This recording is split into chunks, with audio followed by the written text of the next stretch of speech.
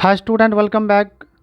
आज के इस लेक्चर में हम लोग करंट इलेक्ट्रिसिटी का वो सभी क्वेश्चन को देखेंगे जो बिहार बोर्ड के लिए वेरी इंपॉर्टेंट है, ऑब्जेक्टिव के फॉर्म में आता है।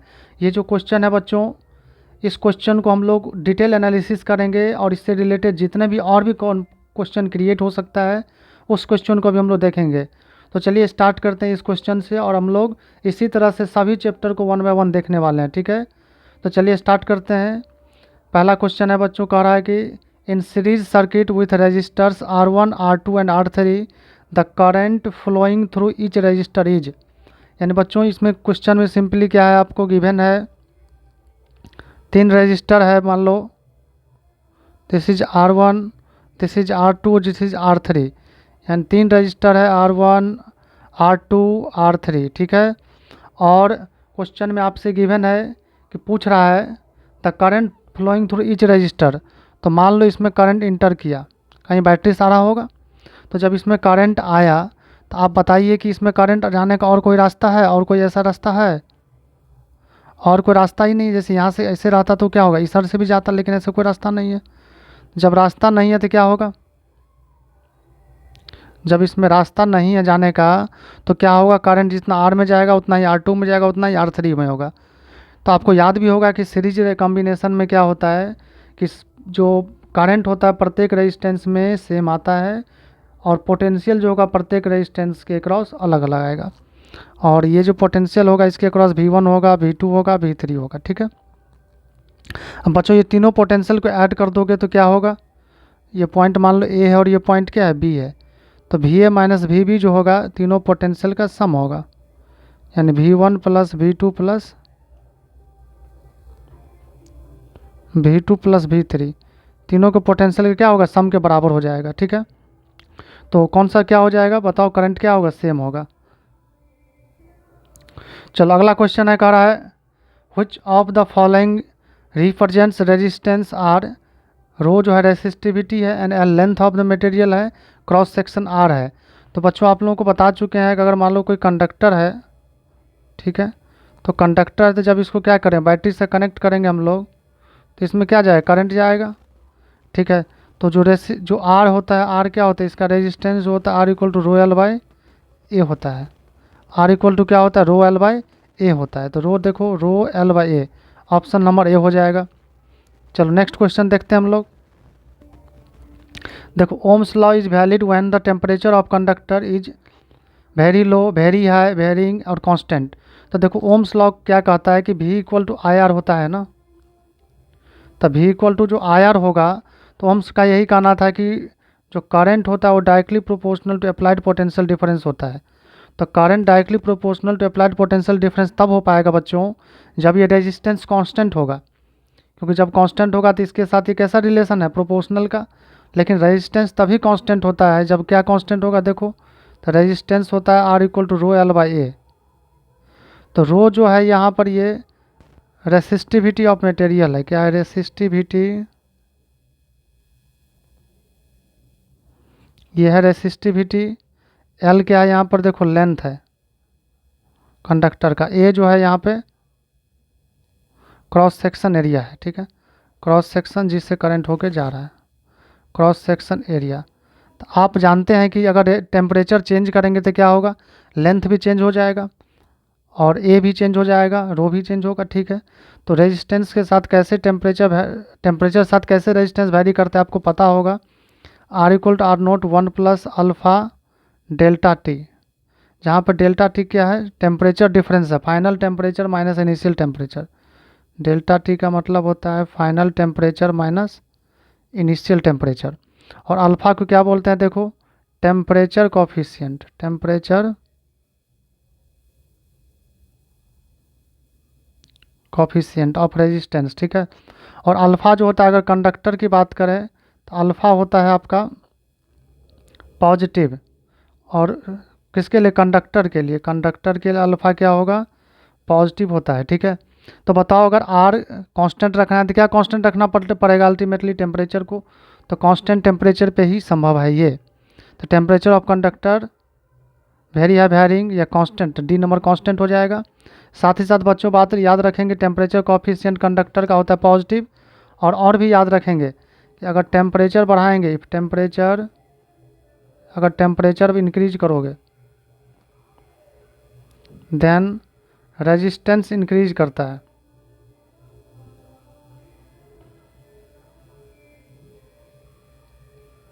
इंक्रीज करेगा, ठीक है। तो ये पहला पॉइंट। दूसरा पॉइंट ये वाला याद रखेंगे, इतना ये सभी पॉइंट को आप याद रखेंगे, ठीक है। रो के साथ भी ऐसा ही रिलेशन होता है कि रो इक्वल टू क्या होगा, rho naught 1 plus alpha delta T, ठीक है। तो इस तरह से फार्मूला भी रिकॉल कर रहे हैं, कॉन्सेप्ट भी रिकॉल कर रहे हैं हम, ठीक है।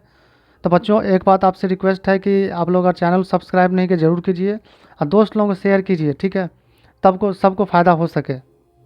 चलो नेक्स्ट क्वेश्चन देखो, ठीक है। तो नेक्स्ट क्वेश्चन है कह रहा है बच्चों temperature coefficient of resistance is expressed in. तो टेम्परेचर कोएफिशिएंट देखो अल्फ़ा आ गया। तो हम लोग जानते हैं कि रेजिस्टेंस क्या होता है, R equal to R naught 1 plus alpha delta T, ठीक है। तो देखो यहाँ 1 प्लस अल्फ़ा डेल्टा टी बच्चों, यहाँ पर ध्यान से देखो 1 प्लस अल्फ़ा डेल्टा टी। तो 1 एक कांस्टेंट नंबर है, 1 क्या एक नंबर है, 1 क्या एक नंबर है। तो जब 1 एक नंबर है और ये ऐड कर रहे हैं तो इसका मतलब ये भी एक नंबर आना चाहिए।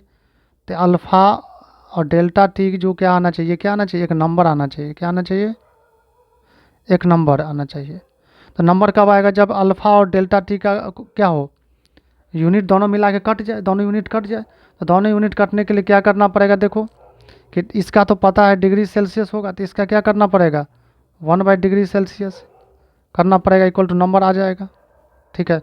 तो इसका क्या होगा, सेल्सियस पे पावर -1 हो जाएगा। क्या हो जाएगा, सेल्सियस पे पावर। तो ऐसा जो यूनिट होगा, जो unit of alpha is Celsius -1, ठीक है।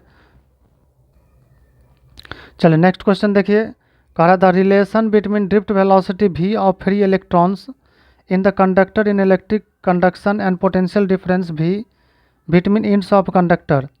तो ड्रिफ्ट वेलोसिटी और कंडक्टर के क्रॉस दो पोटेंशियल डिफरेंस अप्लाई किए हैं, उसके बीच में क्या रिलेशन है।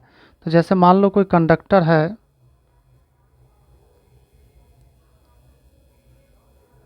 जैसे मान लीजिए कोई कंडक्टर है, ठीक है। तो इसको हम लोग बैटरी से जब कनेक्ट करेंगे तो क्या होगा, इसके पोटेंशियल डिफरेंस क्रिएट होगा। तो पोटेंशियल डिफरेंस क्रिएट होगा तो करंट आएगा। तो अगर प्लस है तो करंट इधर से जाएगा और ये करंट फाइनली इधर से आ जाएगा। तो बच्चों हम लोग जानते हैं रिलेशन जो करंट और ड्रिफ्ट वेलोसिटी के बीच में होता है।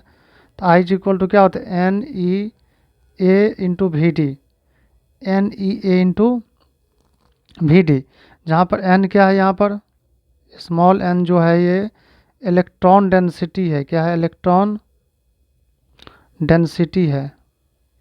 इलेक्ट्रॉन डेंसिटी का मतलब ये होता है कि एक यूनिट वॉल्यूम में, पर यूनिट वॉल्यूम जितना नंबर ऑफ इलेक्ट्रॉन होगा, तो क्या है आपका number of electron in 1 unit volume. एक यूनिट वॉल्यूम में जितना नंबर ऑफ इलेक्ट्रॉन होगा उसी को बोलते हैं हम लोग इलेक्ट्रॉन डेंसिटी, ठीक है। तो कह रहा है कि पोटेंशियल क्या कैसा रिलेशन है। तो देखो कैसे हम लोग इसको डिफाइन करेंगे। तो आई को क्या लिख सकते हैं, देखो तो हम लोग लिख सकते हैं ओम्स लॉ से, फ्रॉम ओम्स लॉ से क्या लिख सकते हैं, आई इक्वल टू v/r। आई को क्या लिख सकते हैं, v/r। तो यहाँ से बोलो v/r लिख सकते हैं। तो v/r इज इक्वल टू कितना, NEAVD हो गया। तो ड्रिफ्ट वेलोसिटी और पोटेंशियल के बीच में कैसा रिलेशन है बताओ। तो डायरेक्टली प्रोपोर्शनल का है ना यहाँ पर। तो ड्रिफ्ट वेलोसिटी जो हो, क्योंकि ये ए चेंज होना नहीं, ई चेंज होना नहीं, एन चेंज होना नहीं है, आर चेंज होना नहीं है। तो वी और अगर वी के बीच में रिलेशन प्रोपोर्शनलिटी वाला देखे तो बच्चों क्या हो जाएगा यहाँ पर, directly proportional to potential difference, ठीक है। देखो ये डायरेक्टली प्रोपोर्शनल हो जाएगा। और देखो यहाँ पर ड्रिफ्ट वेलोसिटी ये याद रखेंगे आप। चलो एक टर्म बता देते हैं तुम लोगों को, मोबिलिटी। क्या बता देते हैं, मोबिलिटी।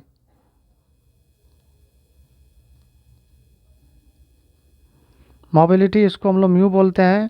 और ये होता है drift velocity by applied electric field, drift velocity by applied electric field, ठीक है। इसको हम लोग मोबिलिटी बोलते हैं। क्या बोलते हैं, मोबिलिटी। और जितना हल्का होता है उसका मोबिलिटी ज़्यादा होता है, यानी इलेक्ट्रॉन का मोबिलिटी ज़्यादा होगा प्रोटॉन से, ठीक है। तो याद रखेंगे ये। तो करंट क्या होगा, सेम होगा। करंट क्या है मोबिलिटी में, क्या होगा, अगर मान लो इलेक्ट्रॉन है प्रोटॉन है तो इलेक्ट्रॉन का मोबिलिटी ज़्यादा है, ठीक है।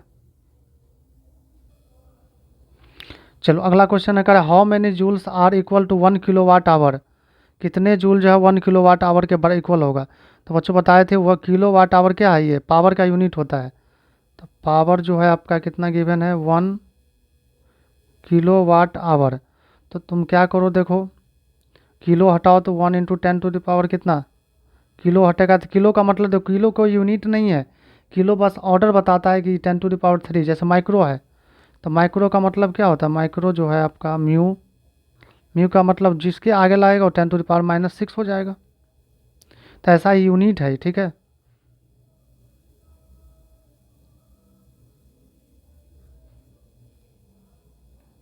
ठीक है, तो इतना वाट इंटू यहाँ पर क्या हो जाएगा वाट, और आवर को क्या करो सेकंड में बदल लो, तो एक 1 आवर में कितना होता है 3600 सेकंड।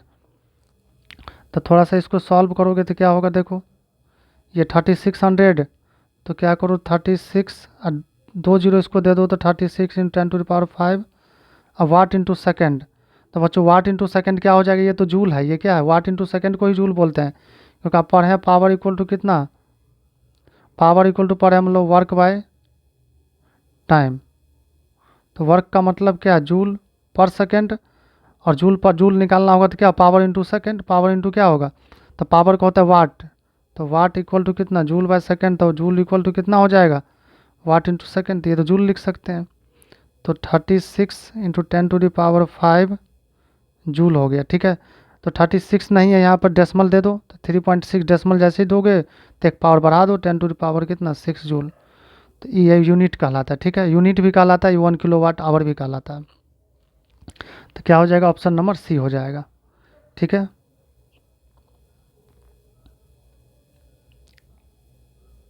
चलिए नेक्स्ट क्वेश्चन देखिए, copper wire is used as connecting wire because copper has high electric resistivity, गलत बात है, कॉपर का रेसिस्टिविटी कम होता है। Copper has low electrical resistivity, copper has low electrical conductivity, copper has high value of electricity. तो इसका जो रेजिस्टेंस होता है कम होता है, ठीक है, हैज लो ये वाला होगा, ठीक है। और copper has high value of elasticity, तो ये तो इलास्टिसिटी यहाँ पढ़ना नहीं है, करंट इलेक्ट्रिसिटी से रिलेटेड, ठीक है। चलिए नेक्स्ट क्वेश्चन देखते हैं हम लोग। चलो कर the unit of current density is, तो करंट डेंसिटी के बारे में बता चुके हैं। देखो जैसे मान लो ये क्रॉस सेक्शन एरिया है, ठीक है, तो इससे परपेंडिकुलर जो करंट जाता है, इससे परपेंडिकुलर जो करंट जाएगा, तो करंट इसका मान लो एरिया ए है, एरिया कितना है, एरिया ए है। तो किसी क्रॉस सेक्शन से, किसी भी क्रॉस सेक्शन से परपेंडिकुलर करंट जो जाता है उसी को हम लोग बोलते हैं करंट डेंसिटी। करंट डेंसिटी यानी करंट डेंसिटी को जे से दिखाते हैं, करंट डेंसिटी को हम लोग किससे दिखाते हैं, जे से। तो जे इक्वल टू क्या हो जाएगा आई बाय ए होता है, करंट डेंसिटी क्या हो J equal to I bye ए। और क्या क्या याद रखेंगे, तो करंट डेंसिटी एक वेक्टर क्वांटिटी है, ये तो हो ही गया। तो ऐसा यूनिट पहले लिख लो, पहले इसका ऐसा यूनिट लिख लो, यूनिट इज क्या होगा, देखो यहाँ करंट है और यहाँ एरिया है, तो करंट का एम्पियर पर मीटर स्क्वायर। तो ऑप्शन तो यहाँ हो गया एम्पियर पर मीटर स्क्वायर, सी हो गया। लेकिन और क्या पूछ सकता है कि करंट डेंसिटी जो है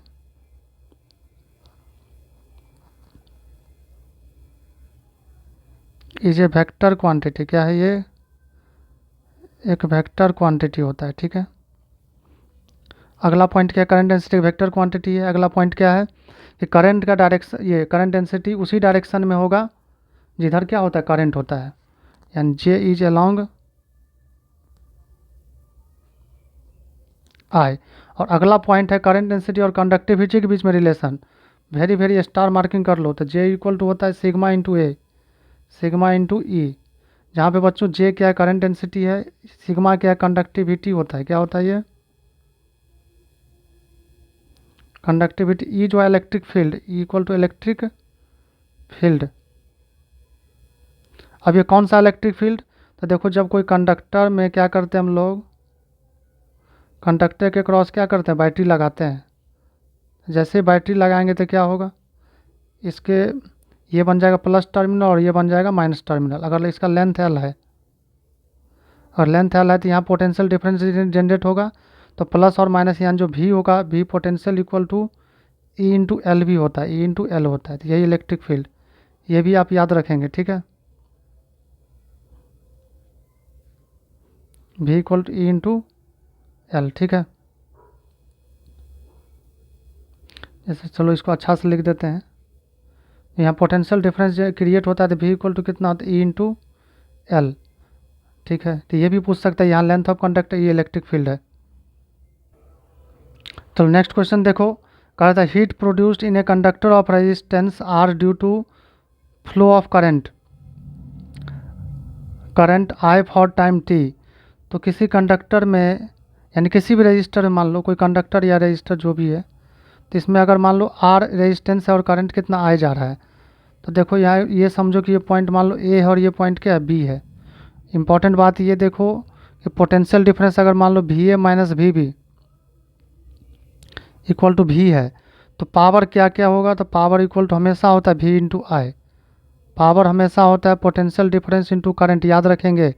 और हम ओम्स लॉ से जानते हैं, क्या जानते हैं, from Ohm's law, from ohms लॉ क्या होता है, तो वी इक्वल टू क्या होता है, आई आर। तो यहाँ से भी रख दीजिए, तो यहाँ पर पावर इक्वल टू क्या हो जाएगा, बता दे रहे हैं देखो। एक होता है ऑब्जेक्टिव बता देना, एक होता है उसको डिटेल एनालिसिस करेंगे। तो डिटेल जब तक नहीं पढ़ेंगे तब तक एग्जाम में अच्छा नंबर नहीं आता है, काम चला होता है, ठीक है। तो भी को क्या लिख सकते हैं हम लोग, आई आर, तो क्या हो जाएगा आई इंटू आर, इंटू क्या होगा आई, तो क्या हो जाएगा आई स्क्वायर आर। और क्या लिख सकते हैं हम लोग, अगर आई को ही हटा दो तो क्या हो जाएगा, अगर आई को हटा दोगे तो पावर इक्वल टू कितना, भी इंटू आई को क्या लिख सकते हैं, भी बाय आर, तो क्या हो जाएगा भी स्क्वायर बाय आर। तो क्या क्या फार्मूला हो गया देखो, एक तो वी आई हो गया फार्मूला, ये फार्मूला एक ये हो गया, और ये तीनों में से कोई भी पूछा जा सकता है। आज यहाँ ये पूछा है, तो पावर आ गई हमारे पास। अब पावर आ गया तो क्या करो, टाइम से मल्टीप्लाई कर दो। तो फॉर हीट के लिए क्या करोगे, फॉर हीट के लिए क्या होगा, power into time, P into T. तो पावर देखो कौन सा फॉर्मेट है, तो आई आर स्क्वायर तो कहीं नहीं है किसी में, तो आई स्क्वायर आर टी, यहाँ ये हो जाएगा C number, I square R T, ठीक है। चल देखो, कह रहा है 1 kWh is commonly known as. तो 1 kWh को अभी बताए थे पहले वाला क्वेश्चन में, यूनिट भी बोलते हैं जनरली, ठीक है। चलो नेक्स्ट क्वेश्चन देखो, चलो कह रहा है कि which of the following has negative temperature coefficient of resistance.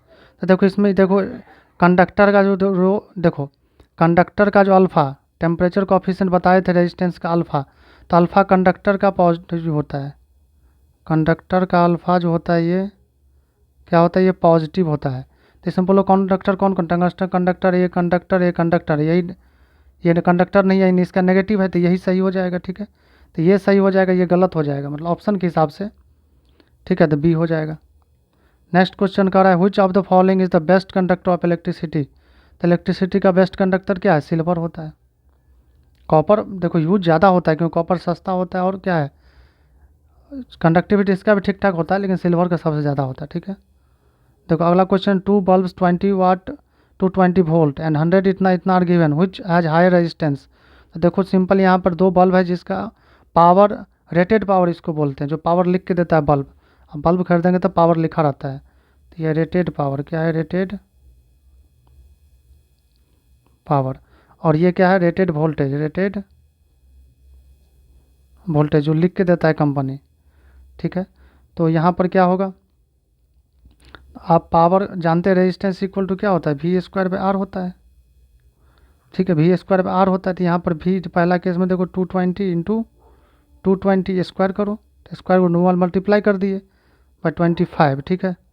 तो यहाँ पर देखो 5 से तो कट ही जाएगा, 5 से 5 बार में, 5 से 4 बार में, और 5 से 5 बार में, फिर ये भी कट जाएगा 45 बार में, ये भी कटेगा। तो मल्टीप्लाई करो, तो मल्टीप्लाई करोगे तो कौन सा आएगा देखो, दोनों बल्ब का रेजिस्टेंस इक्वल वाट दिया है ना यहाँ, तो पावर इक्वल टू क्या हो जाएगा, power equal to V square by R होता है, तो आर निकालोगे तो क्या हो जाएगा, यही चीज़ तो इसको लिख सकते हैं तुम यहाँ पर पावर कर दो,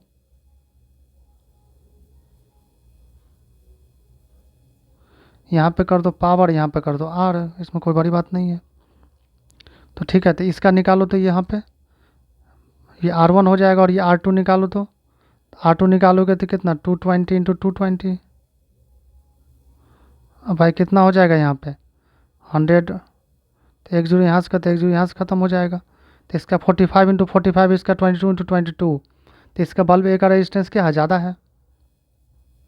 resistance of bulb can not be compared, both bulb have equal resistance 25 watt, इसका क्या हाई रेजिस्टेंस होगा। चलो, कर in Wheatstone bridge the resistance each arm is 10 ohm, if the resistance of galvanometer is also 10 ohm then effective resistance of the bridge will be, यानी कि wheat stone bridge जानते हैं कि 5 resistance होता है। इस तरह से देखो,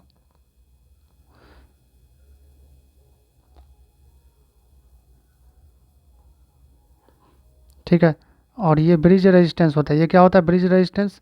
तो बच्चों यहाँ पे कह रहा है कि ये भी 10 ओम है, ये भी कितना ओम है 10 ओम है, ये भी कितना ओम है 10 ओम है, ये भी 10 ओम है, ये भी 10 ओम है, और ये भी 10 ओम है। ठीक है, तो सब 10-10 ओम है। तो ये देखो ये बैलेंस है, बैलेंस कंडीशन अगर मान लो ये R1 है, ठीक है, और बैलेंस कंडीशन होता है अगर ये बाई ये रेशियो और ये बाई रेशियो सेम होगा तो बैलेंस हो गया, तो ये कोई काम का नहीं होता है।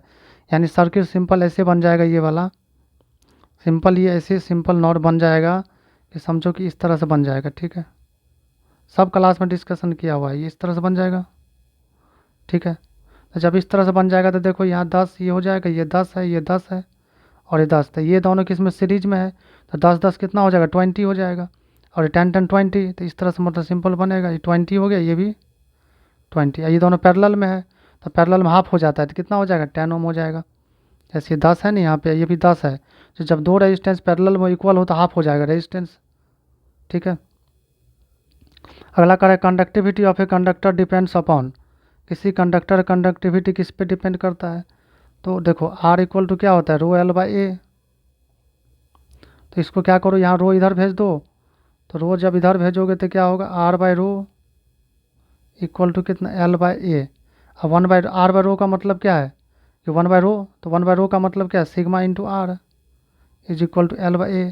तो किस पे डिपेंड करता है बोलो, L पे करेगा, लेंथ पे, एरिया पे, लेंथ पे करेगा, एरिया पे करेगा, टेम्परेचर पे तो करेगा ही करेगा। तो लेंथ पे, एरिया पे और कंडक्टिविटी ऑफ कंडक्टर, लेकिन अल्टीमेट क्या है देखो सब ये सब एक ही पैरामीटर टेम्परेचर पे मानो, क्योंकि ये सब डिपेंड करता है टेम्परेचर पे। ठीक है, कर if n is the number of density of free electrons in a metallic wire then resistance is proportional to. ठीक है, तो रेजिस्टेंस प्रोपोर्शनल टू क्या होगा,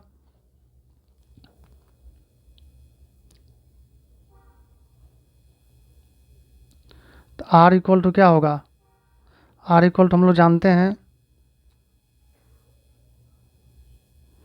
V by I, V by I, I को क्या जानते हैं हम लोग ये, तो R इक्वल टू क्या हो जाएगा V by NEAVD drift velocity. ठीक है, तो यहाँ पर देखो n के साथ कैसा रिलेशन है, तो R के साथ यहाँ जो रिलेशन है इन्वर्सली का रिलेशन है, क्योंकि R और n के कैसा रिलेशन है इन्वर्सली का, तो ये D नंबर हो जाएगा। ठीक है, इसी तरह से और भी क्वेश्चन हम लोग डिस्कशन करें 2 लेक्चर में, अगला लेक्चर में कंप्लीट हो जाएगा ये। आप लोग इसको देखिए बच्चों, फिर से एक बार रिक्वेस्ट कर रहे हैं आप लोग सबको ज़रूर क्या कीजिए शेयर कीजिए चैनल को, ताकि सबको फ़ायदा हो सके एग्ज़ाम में। ठीक है।